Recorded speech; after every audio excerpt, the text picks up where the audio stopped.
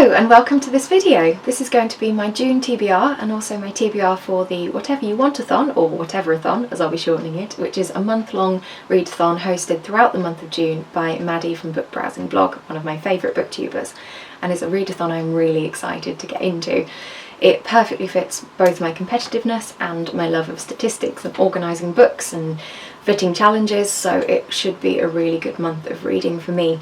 I do have notes, so forgive me if I look down throughout this video, as I'm planning to read 15 books throughout the month to fit the 15 different prompts, so have juggled these around quite a lot before deciding on this final TBR. Consequently would forget if I didn't have prompts in front of me. So let's get started. The first one we have is a book that reminds you of a pride flag. Now this was straight off the bat a bit of a challenge for me. I don't read many colourful books and I don't own many colourful covers either, purely because of the genres I read really, but obviously the pride flags all tend to be pretty colourful. But I did remember that I've been meaning for ages to read the Wayward Children series by Seanan McGuire, the third book of which, Beneath the Sugar Sky, has the colours of the bisexual pride flag, pink, purple and blue, on the cover. So is the perfect choice. There is one slight problem in that I haven't actually read books 1 and 2 yet in the series, so we'll have to try and fit those into the TBR somewhere along the way as well. These books should be pretty easy to get through though. They're only novellas, they're about 180-ish pages each, I think. I'm planning to read them via audiobooks on Scribd, which are 4 hours long, and I tend to listen on 1.5 speed as a minimum anyway, so can get through each of them in about 3 hours, which is more than manageable in a day. So it's a good one to start with, and I'm really excited to get into these stories. The second one we have on the list is a comfort read, and for this I've decided to choose The Hobbit by J.R.R. Tolkien. This is a book I've read at least 10 times throughout my life. I absolutely love this book. It's a really familiar world to me. I love Middle-earth, I love the characters. I've reread and rewatched the films many times, and it's just a story that I've grown up with really. And I plan to do my reread of a particularly beautiful edition that I own, which is illustrated by actually one of the artists who provided a lot of the inspirational art for the films, and it's a really beautiful book. So as you can see here, gorgeous illustrations both in colour and little sketches throughout. Really excited to get back to this one once again. The third book on the list is a 5-star prediction, and this was the other one I really struggled to choose. I'm very stingy with my 5 stars, I hardly ever give them out, and especially not before I've even read the book. 5 stars for me have to have that special edge, something that really makes me want to dive back into that world as soon as I can, or reread the book countless times. It's really hard to predict for me whether I'm going to love a book that much before I've jumped into it. So I've gone with the book that is the most highly anticipated out of my TBR list, and that is Master of Sorrows by Justin Call, a book I purchased a couple of weeks ago now. Has an absolutely beautiful cover and has had some really good reviews from the booktubers I've seen reading it so far. So I'm very excited to get into this one, and hopefully it will live up to expectations. We'll see. The fourth prompt we have is an author's debut, and for this I am going to return to an old favourite author, Agatha Christie, and read her very first book, The Mysterious Affair at Styles. This is not one I've actually read before. I've read countless Agatha Christie's throughout my life. She is my favourite crime author. But I have not read this one. I've seen an adaptation of it, so I am familiar with the story, and I'm really interested to see if the version I know is actually anything like her original work. I always enjoy Agatha Christie's works, as I've said. They are very of their time, so certain aspects and characters' views can potentially be problematic to a modern audience, but it's not something I personally am offended by, and I really enjoy her writing style. The fifth book we have here is Out of Your Comfort Zone, and for this one I'm going with the second book in the Wayward Children stories, Down Among the Sticks and Bones, again by Seanan McGuire. I've chosen this as out of my comfort zone because of the formatting, so I hardly ever read novellas. I tend to like my fantasy books to be pretty lengthy. Most of my books are 400 to 500 pages plus. I tend to enjoy a very complex world and lots of characters, which obviously lends itself to a longer book. You need a lot more time to world build and to get familiar with the politics and the involvement of all the characters, so a novella format is something I'm really not comfortable reading, but we'll give it my best shot, and as I said, I'm very excited to get into this series and see what I think of them. The sixth one we have is a book hauled in the last year, and for this I'm going to continue with the Wheel of Time series by Robert Jordan, classic high fantasy books. I have currently read the first 2 in the series, I'm about to start the third. If I don't get to the third will be my June TBR, that is The Dragon Reborn. If I do somehow read the third before the end of May, I'm filming this on about the 22nd of May I think, then my June read will be the fourth in the series, which is The Shadow Rising. So either of those could fit this prompt, but as I said, continuation of a series I'm really enjoying. I own the books up to book 5 at the moment, so it was hauled in the past year, and I'm really excited to carry on with this story. It's really complex fantasy. It's about as high fantasy as fantasy gets.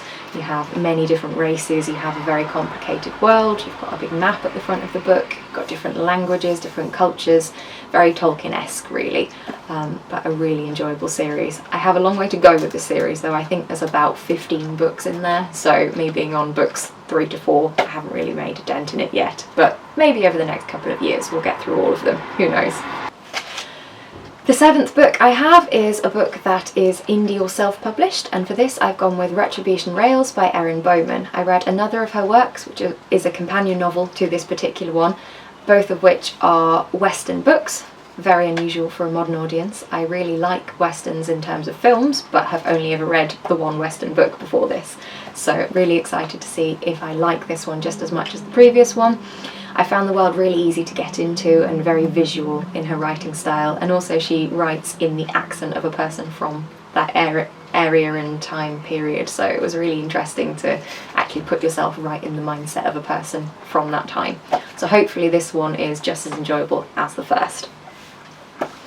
The 8th prompt we have is POC Rep, and for this I've gone with The Conductors by Nicole Glover. This is Own Voices POC Rep, a book that I came across on Waterstones advertised, so I don't know very much about this. It seems like a really intriguing concept. So you have 2 protagonists, are both people of colour. They had some involvement, I believe, in the Underground Railroad throughout America. This book is set after the events of that, and the 2 characters I believe are now detectives, and there is also some sort of magical twist, but I know absolutely nothing beyond that. It's really intriguing, this book. I don't know what I'm going to think of it, but hopefully combining 2 genres which I really enjoy, being detectives and fantasy, it should be a book that I end up loving. I'm going to listen to this one on Audible. I have bought the audiobook with one of my credits, so fingers crossed it's a good narrator as well. That is always make or break for an audiobook for me, so we'll see. Our 9th prompt is a poll, and for this I put a poll out on Twitter with 4 different fantasy reads that I was really anticipating reading, and the one which won by I think 40-something%, was definitely the leader, was The Rage of Dragons by Evan Winter. I've heard really good things about this book and have been very excited to get to it for several years now. It's another one I'm going to listen to on Audible. I found the audiobook and purchased it with a credit. It does mean I'm reading quite a lot of audiobooks this month, but I am fortunately going on a week's holiday in June, so we'll have a lot of travel time in which I can listen to audiobooks and hopefully listen to some out on walks and things as the weather starts to get better, so it should be achievable. The Rage of Dragons, I believe, is set in an African-inspired fantasy world and is a revenge story with kind of political involvement and obviously the dragons themselves, which makes this a very well-anticipated read for me. I love any books about dragons. I know it's a cliche, but I always really enjoy different authors' perspectives on the old legend, so I'm very much anticipating this one. Our 10th prompt was TBR Game, and I have yet to pick a book for this one, so this is going to be a gap in this video. I will let you know nearer the time in my weekly reading vlogs throughout June what I actually decided to go for this prompt. I plan to watch all my favourite Booktubers TBR games in the next few days as they get published, and then pick a book that fits one of the prompts of those games. So it should be fairly easy to fit something into, but obviously not something I can let you know at the moment as it's only the 22nd of May. Our 11th prompt was a buddy read, and for this I have chosen Blood Witch by Susan Dennard. I am taking part in Jade from JD Ray Reads Witchlands Along, and Blood Witch is the June book, so thought this was a good one to pick for a buddy read. I put out the request on the Discord and have had several people join up to the buddy read, so I will link that down below if you too are interested in joining us, and we will hopefully get through the book and see our thoughts on that one. I've not actually done a big group buddy read before, so this should be really exciting to get lots of people's perspectives, and I think it should add a different level of enjoyment to the reading because we'll actually be able to discuss what we think as we go through.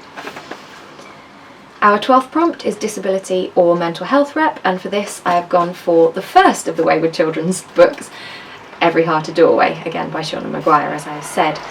So I've been informed by several people who've already read this series that the first book does involve mental health representation, as all of the children featured in the series have some element of post-traumatic stress and mental scarring from the experience of going through a portal to another world, having some adventure, and then having to readjust to a normal everyday world where people don't necessarily believe that the experiences they've been through are real, and all the implications of that I find really fascinating. So this should be a particularly interesting book in the series for me to get into. Our 13th prompt is a creator's favourite, and for this I'm going with The Way of Kings by Brandon Sanderson. I'm really excited to finally be getting into the Stormlight archives. This particular book is a favourite of Cody from Cody's Book Corner. I've been slowly working my way through Sanderson's books. I've just finished Warbreaker, and Stormlight is the next on my list to get to, so I'm very, very excited about this one. It's probably going to be the largest book I read in June. It's absolutely huge, with both part 1 and 2 of The Way of Kings, which I plan to read both of. So this is the most ambitious undertaking that I'm going to be getting into, but really, really excited, and I hope I love this one as much as I think I'm going to.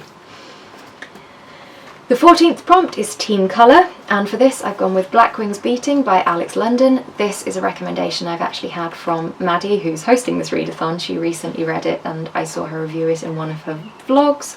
It is a YA fantasy based around a pair of siblings and something to do with falconry. Falconry appears to be very important in this fantasy world, and it is something I actually find really interesting. I know it's an element that might put a lot of people off this book, but I've always enjoyed any falconry shows and things I've seen in the past, and I find it a fascinating part of old medieval style culture, so I think it will be a really interesting addition to a fantasy read that I've not come across before. This book also has some LGBT rep, with one of the main characters I think being an LGBT character. I'm not sure which division they fall into, and that is something I've tried to push in as many books as possible this month, because it is Pride Month and we do also get extra points for reading LGBT books this month, so always pushing that competitive spirit. And the very last book I have, the 15th one, is the most complicated prompt, so it is to read a book whose title starts with the last letter of the title of the previous book you've read. Bit of a mouthful. For this I've decided to go for a book that starts with the letter S, as looking through all the other prompts I've picked, the most common letter the book's title finishes on is an S, so we've gone with that. And for this one I've chosen 7 Endless Forests by April Genevieve de Kolk, I think. I read one of her previous books, The Boneless Mercies, a few years ago, which is based on the legend of Beowulf, and this particular one is based on Arthurian legends, which I really enjoy books based on as a rule. I love any kind of myths and legend representation in books, and this one seems like it would be a really interesting read and right up my street. This one again I'm doing through audiobook, adding to the list of things I need to listen to. I think I will spend the entirety of June with headphones in. But it should be a really interesting read and a little bit of a different vibe to some of the fantasy books which I've already selected. So that is it for my June reads. I'm very excited for all of these books. Obviously I haven't yet picked my TBR Game read, so hopefully we'll get another fantasy book in there, as we do get extra points for reading books from our chosen category, and I went for Epic and High, which is the black team, based on epic and high fantasy reads, as the majority of books that I do tend to read are fantasies. So I haven't yet totaled up what points I think I'm going to get for this readathon, but fingers crossed it's a really good score, just to pacify my competitive instincts. I'm so excited for this readathon, and thank you very much to Maddie for putting in so much hard work for organising it. I think it should be a really, really good one. I look forward to seeing everybody's videos and getting involved in as many of the reading sprints as I can that are scheduled throughout the month, and I think it should be really good fun all round. As I said, I will be weekly vlogging throughout June, including the week I'm on holiday, so you'll get to see my thoughts on all of the books that I've just mentioned, and if I do make any changes to my TBR by then, you will get to see. So thank you very much for watching. Please comment down below your thoughts on any of the books that I've mentioned and any of the books that you might be reading throughout June to give me some ideas, and I will see you in my next video. Bye!